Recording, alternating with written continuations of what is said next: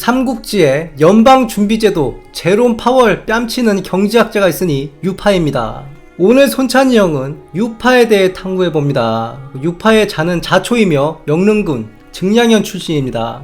송견이 남양태수 장자를 살해하고 원술한테 호응할 때 유파에 붙인 유상도 송견과 뜻을 같이 합니다. 그런데 장자가 덕이 있는 인물이라 태수가 죽자 난이 일어났고 유상은 살해되었다. 이후 유파는 유표가 무죄로 청구하였는데 거절하였다. 그런데 18세에 영릉군 호조의 주부가 되었다. 즉 유표의 부름에 따라 유표의 취소에는 민감하지 않고 같은 유표군 소속이긴 한데 그냥 고향인 영릉군 태수 밑에 속관으로 있기를 고집한 것으로 보입니다. 이유가 여러가지 있겠지만 일단 유표가 유파에 붙인 유상을 안 좋아했다는 기록이 있어요.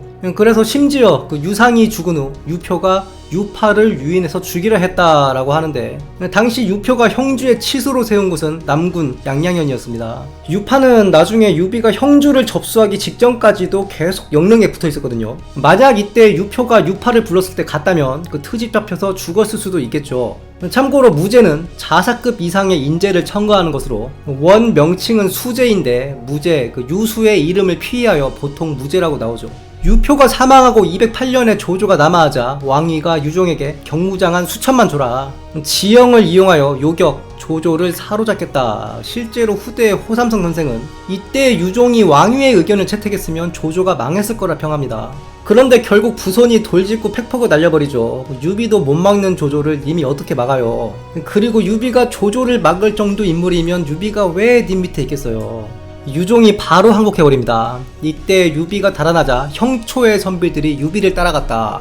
이건 제가 얘기한 적이 있는데 당시 백성들이나 선비들이 유비를 따라간 건 조조공과 위나라에는 세병제와 둔전제, 둔전제는 특히 민둔이 있었기 때문이에요. 세병제는 포로를 잡아서 직업군인 노예화 시키는 거고 민두는 군량 생산을 담당하는 그냥 노예라 보면 돼요.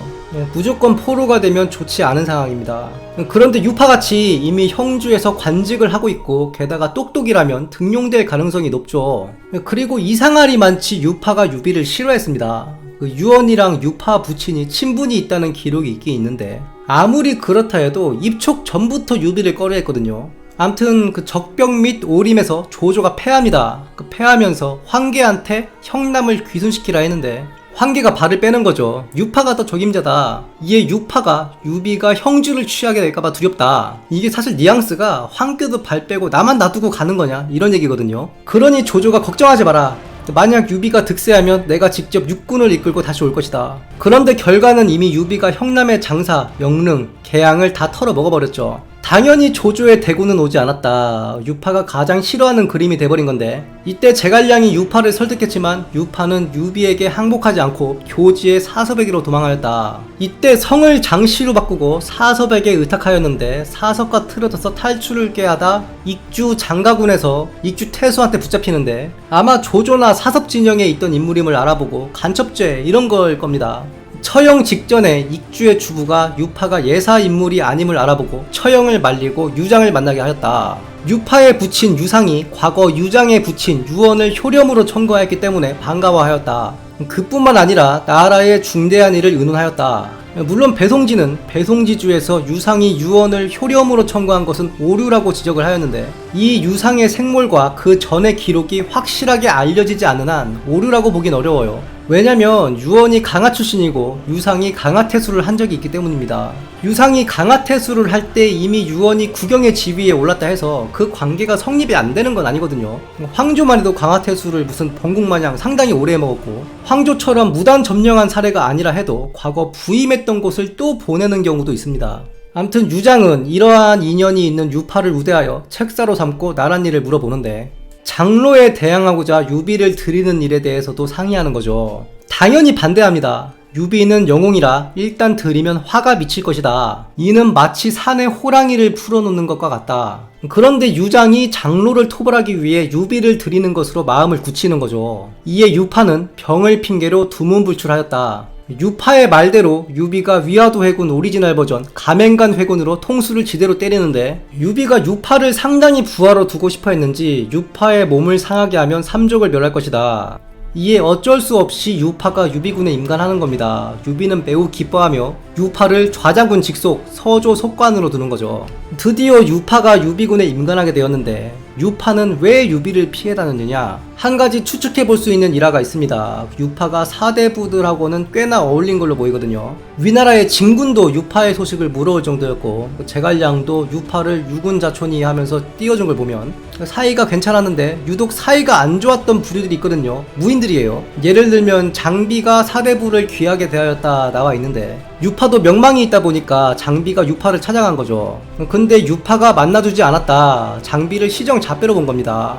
그래서 제갈량이 설득하는 거거든요. 그러니까 장비가 장수이긴 하지만 사대부들을 좋아하고 당신도 마음 깊이 존경하고 있다. 지금 문, 무 모두 중요한 때이다. 이에 유파가 대장부가 나서 마땅히 영웅들과 사귀어야지 한낱 병졸 따위와 사귀어서는 되겠나. 이걸 유비가 듣고 대노하는 겁니다. 유파가 유비를 피해 다녔던 답이 여기에 있어요. 유비는 그래도 화를 가라앉히고 저놈은 나 아니면 쓸 수 없다 말하는데 이게 소설 연의로 가공된 이미지가 아닌 유비의 본래 이미지가 유파가 봤을 때 장비에 가깝다. 즉 유비가 올곧고 인덕 넘치는 사대부 스멜이라기보다 카리스마 하나로 무리배들 잔뜩 몰고 다니던 그 보스 기질 있는 무인에 가까웠다는 하나의 증거입니다. 유파가 딱 싫어하던 스타일이었던 거예요. 그 유비의 보스 기질에 대해서는 유비 편에서 많이 얘기하긴 했는데 여기서 또 하나 나옵니다. 유비가 황제를 참칭하려 할 때 참칭이죠. 헌제가 사냥공으로 내려가서도 유비보다 10년 넘게 더 삽니다. 유협이 살아있는데 그냥 강행한 거예요. 프로파간다냐? 진짜 유협이 죽은 줄 알았느냐? 이건 나중에 기회가 있으면 자세하게 얘기해 보겠습니다. 암튼 유비의 재위는 참칭이라 봅니다. 유파는 유비가 재위에 오르는 것을 소인배스럽다 생각하고 천천히 해야 된다고 여겼다. 그런데 비슷한 생각을 하고 있던 옥무와 비시가 이걸 가나다가 유비의 미움을 사서 옥무는 처형되고 비시는 좌천되어 버립니다. 알짤없는 카리스마죠. 이에 유파는 공적인 일 외에 두물불출하였다. 유비를 따르는 게 본심이 아님을 들킬 것을 두려워하였다 라고도 나오는데 끝까지 유비를 좋아하진 않았던 것 같습니다. 근데 유파 하면 뭡니까? 직백전이거든요. 유비가 입촉하고 나서 보니 군수물자가 상당히 부족한 거죠. 이에 고민을 하니까 유파가 간단한 일입니다. 기존의 오수전의 100배 가치를 지니는 직백전을 찍어내면 됩니다. 돈을 찍어내서 경기를 부양한다는 게 그 당시에 가능했느냐? 지금이나 그때나 똑같은 조건이 있고 이 조건이 맞아지면 가능합니다. 돈을 찍어낸 그 가치만큼 재화가 타국에서 들어오면 돼요. 현재 이걸 할 수 있는 나라는 미국밖에 없습니다. 그 돈을 찍어내서 달러를 여기저기 풀면 그 달러만큼의 재화가 미국에 들어가죠. 달러는 어디서든 환영받으니까요. 그래서 미국의 특산품을 인플레이션이라는 거예요. 그 기축통화이기 때문에 가능한 건데 그럼 당시 오수전이 아시아 기축통화였느냐? 물론 저도 오수전을 가지고 있을 정도로 오수전은 중국뿐만 아니라 동아시아, 고구려, 백제, 신라, 일본, 베트남 등등 많이 발굴이 되고 있습니다. 그런데 그 유통량이 당시 중국의 수많은 전쟁에 의한 인플레이션을 상쇄할 만큼은 안 되었다 보고요. 그럼에도 기축통화국이 아니면서도 돈을 찍어내서 인플레이션을 해결하는 방법이 있습니다. 전쟁이에요. 그리고 이겨야 돼요. 일단 국가가 직백전같이 돈을 찍어내면 일시적으로 국가는 그 주조 차익을 봅니다. 이건 맞아요. 오수전 하나 녹여서 직백전 하나 만들면 99개의 오수전을 꽁으로 얻는 거예요. 물론 그냥 그대로 가면 인플레 때문에 나라꼴 우스워집니다. 그 대표적인 예가 가깝게는 짐바브웨 달러고 우리 구한말 그 당백전입니다. 찍어낸 만큼 들어올 미래가치가 없는데 찍어내면 그리 되는 거예요. 그런데 다만 그 화폐의 가치가 떨어질 때까지는 조금의 시간이 있습니다. 예를 들면 그 코로나 때 미국에서 돈 엄청 풀었죠. 그 부작용 당장 안 왔죠. 한 몇 개월에서 1년 지나니까 돈의 가치가 확 내려가면서 고물가 오죠. 즉 이렇게 얻은 주조 차익으로 그 시간차를 이용해 군수물자를 대거 삽니다. 병사들 모병도 하고.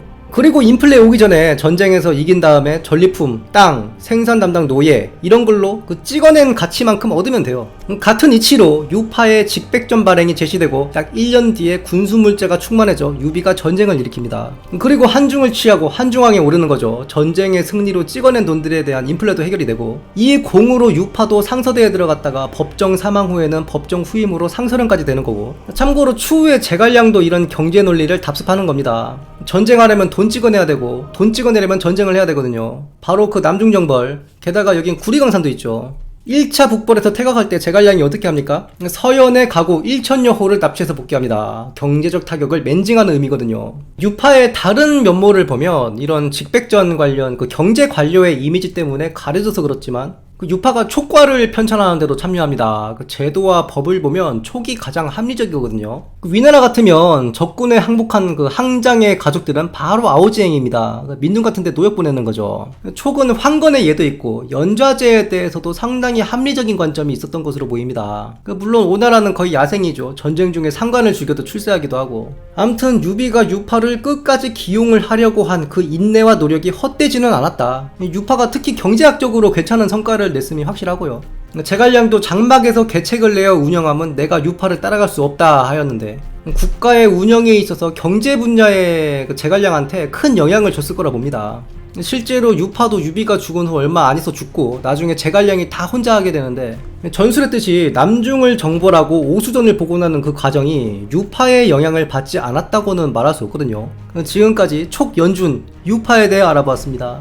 영상이 유익하시다면 구독, 좋아요, 알림 설정 부탁드리며 다음 시간에도 풍성한 내용으로 찾아뵙겠습니다. 감사합니다.